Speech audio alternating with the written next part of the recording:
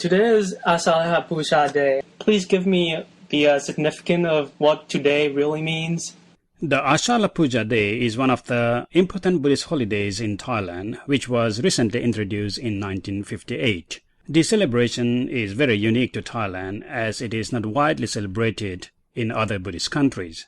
We commemorate this day because it was at this time the Lord Buddha began to set in motion the wheel of Dhamma. So could you please explain the history of today's spiritual celebration?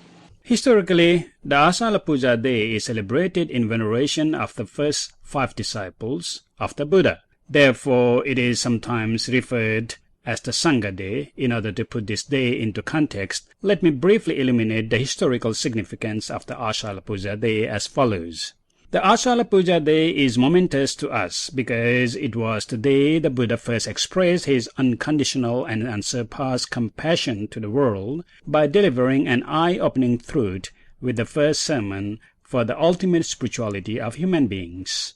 Secondly, it was on the Asalha Puja Day that the first monk was ordained in Buddhism and awakened the truth, just like the Buddha. This signifies and proves the awakening of the Buddha and showed that the Buddhist teachings are pragmatic and achievable by everyone.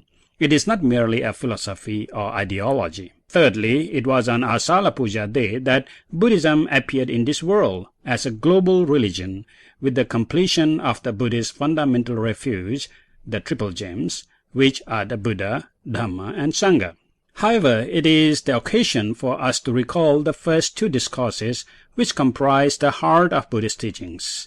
They are the teachings of the middle path and no self. The discourse on turning the wheel of Dhamma is considered to be the Buddha's first sermon, delivered on the Asalha Puja Day after the Buddha had walked from the seat of his awakening and encountered a group of his old associates in the deer park at Sarnath. The sermon starts out simply by commenting on the middle path. Like today, at the time of the Buddha, in the name of religion and spirituality, some devote themselves to the indulgence of the senses for their ultimate happiness, and some believe that the wheel of spiritual progress was stuck in the mold of ignorance. The awareness of the people does not rise above the boundaries of everyday pleasures, sorrows, and petty understandings. While pursuing sense pleasures, the life of people is full of confusion, superstition, unhappiness, and fear. The path to liberation and insight into reality is thought to be in the shunning of society and to lie in extreme behavior such as self-mortification. Having tried the self-mortification himself, the Lord Buddha came to the conclusion that it is not the right way because human life is already suffering enough to live with. Why on earth we make it more suffering? Therefore, the Buddha's first teaching was the middle path, the path to the right action in freedom, which does not lie in either of these extremes, neither to do as one pleases, nor to go against one's mind. When this practice is applied with economy, the result is the very theory forwarded by His Majesty the King of Sufficiency Economy. Then the Buddha further outlines his central teaching of the 4 noble truths, which are suffering, the arising of suffering, the cessation of suffering, and the path that leads to the cessation of suffering. This can be simplified as the law of causality. The crucial part of this teaching is how to end the suffering, which is simply presented as the Noble Eightfold Path, or the threefold training, Sila, Samadhi, and Panya. Sila, or morality, is aimed for social harmony or relationship. Samadhi, or mental development, is aimed for one's emotional development. And Panya, or wisdom, is aimed for intellectual development, or modern medical term would be the empowering our brain power.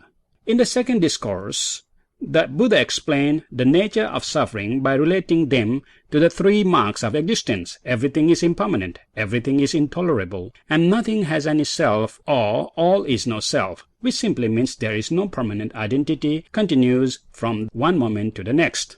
So, how can we relate the teaching of Asalha Puja Day to our daily life? I would suggest us to celebrate this festival with the practice of right thing by following the Eightfold Noble Path. Whatever action we take in our life should abide by the principle of neither self-indulgence nor self-denial, but self-consciousness. The application of Eightfold Noble Path develops our relationship, mind, and brain. This is basic essence of personal transformation. Mind you, our minds are clouded by ignorance, so we think as permanent, pleasing, and self, and we pursue for it with attachment.